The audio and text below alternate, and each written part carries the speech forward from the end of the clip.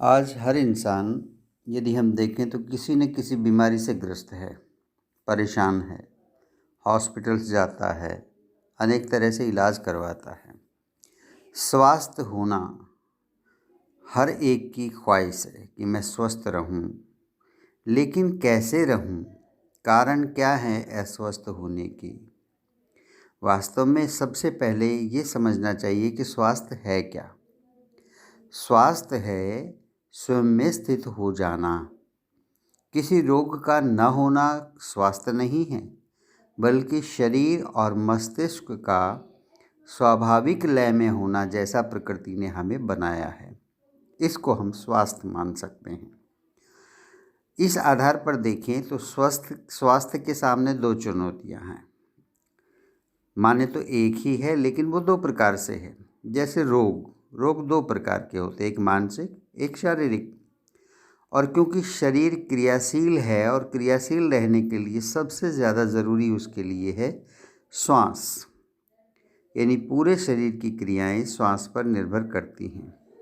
श्वास चल रही है तो शरीर है, मस्तिष्क है, सभी काम भी कर रहे हैं।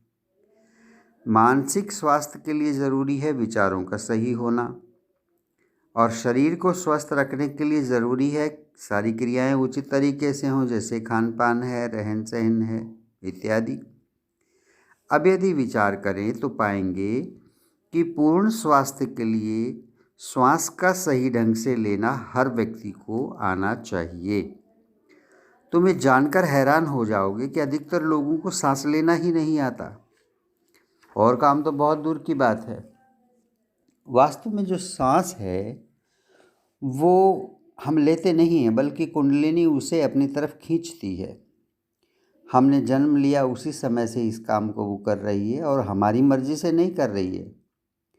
नाभि के नीचे लगभग 2 अंगुल नीचे ये स्थान होता है कुंडलिनी का, वहाँ से वो श्वास को लगातार खींचती रहती है, और पूरे जीवन यही काम चलता रहता है जब तक कि इंसान की मृत्यु नहीं हो जाती। इसमें ध्यान रखने वाली बात यह है कि क्या सभी का श्वास नाभि के पास से आता है या नहीं, यानी हम स्वस्थ रूप में स्वस्थ किस्म का सांस ले पा रहे हैं या नहीं। तो उत्तर बिल्कुल साफ है, ऐसा बिल्कुल भी हम नहीं कर रहे हैं। ज़्यादातर लोग ये ही नहीं जानते कि श्वास की प्रक्रिया उचित तरीके से कैसे होनी चाहिए। ऐसा सिर्फ बच्चा करता है। कभी आप सोते हुए बच्चे को देखो, उसका श्वास जब भी अंदर जाता है, खिंचता है अंदर की तरफ, तो उसका पेट ऊपर उठता है। हर बार ऐसा होता है। इसका अर्थ ये हुआ कि बच्चा सही ढंग से सांस ले रहा है। जबकि एक युवा व्यक्ति अधिकतर जब भी सांस लेगा, आप खुद पर भी इस बात को नोट कर सकते हो कि आपका श्वास सिर्फ छाती तक रहकर बाहर निकल जाता है वापस।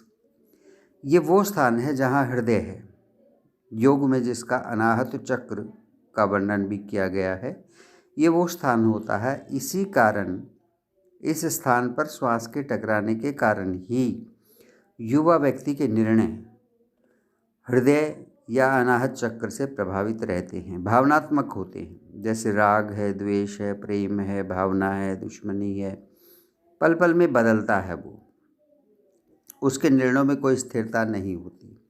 सिर्फ इसी कारण से जल्दी क्रोध में भी आ जाएगा। सिर्फ इन सब के पीछे अधिकतर जो कार्य करता है, जो कारण है, वो है श्वास की प्रक्रिया, कि उसका श्वास उस स्थान तक जाकर छूकर नहीं आ रहा उसे, जिसके लिए वो बना हुआ है। और देखें तो इससे भी भयानक दशा उन लोगों की है जिनका श्वास केवल विशुद्ध चक्र तक ही आ जाता है। संत इसको हंस गति कहते हैं। संतों के लिए उचित है, क्योंकि उनके अंदर तो ऐसी दुर्भावना होती नहीं, बचती ही नहीं है। लेकिन विशुद्ध चक्र तक सांस लेने वाले, यानी कंठ को छूता हुआ सांस ऐसे ही बाहर अगर निकल जाता है, तो ऐसे लोग ज़्यादातर भावना विहीन होते हैं, चालाक होते हैं, बुद्धिमान होते हैं, भावना शून्य भी हो जाते हैं। जो भी निर्णय करेंगे सारे की भावनात्मक होंगे, उनके बुद्धि के आधार पर होंगे, अपने फ़ायदे को लेकर काम करेंगे।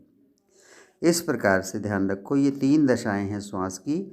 श्वास के अंदर प्रवेश की, जिनके आधार पर ही व्यक्ति स्वस्थ या बीमार होता है। अधिकतर ऐसा माना गया है, पाया गया है। इसलिए जीवन की पहली शर्त ये है कि यदि आप स्वस्थ रहना चाहते हैं तो आपको श्वास गहरे लेने की कोशिश करनी चाहिए। आप खड़े हुए हैं, बैठे हुए हैं, बातें कर रहे हैं, लेटे हुए हैं, कोई फ़र्क नहीं पड़ता। हमेशा कोशिश करो जैसे ही ध्यान आ जाए आपको, श्वास गहरे लो। यदि दिन में आपको ये याद नहीं रहता है ऐसा करना और भूल जाते हो आप, तो सुबह या शाम का आप ऐसा समय निश्चित कर सकते हो कि शाम को मुझे इस बजे से इतने बजे तक मुझे बैठना है। पद्मासन लगा लो, सुखासन लगा लो, कमर को सीधी करो, गर्दन सीधी करो, बैठ जाओ आराम से, बिल्कुल शिथिल छोड़ दो शरीर को। नाक से गहरे सांस अंदर भरो, नीचे तक जाने दो।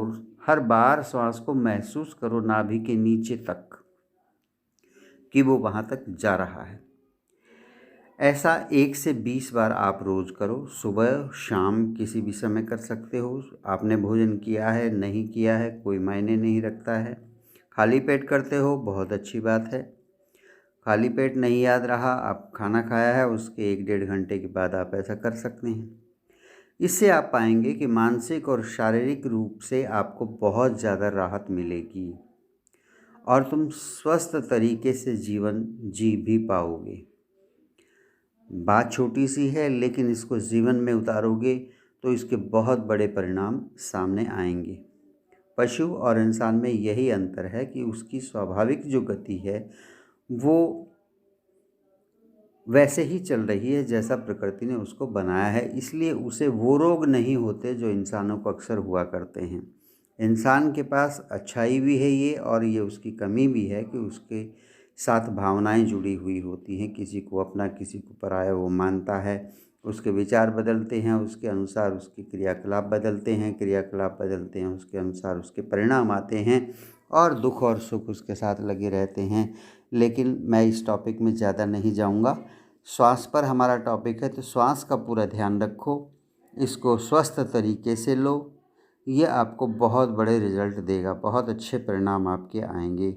परमात्मा आपको सुखी रखे।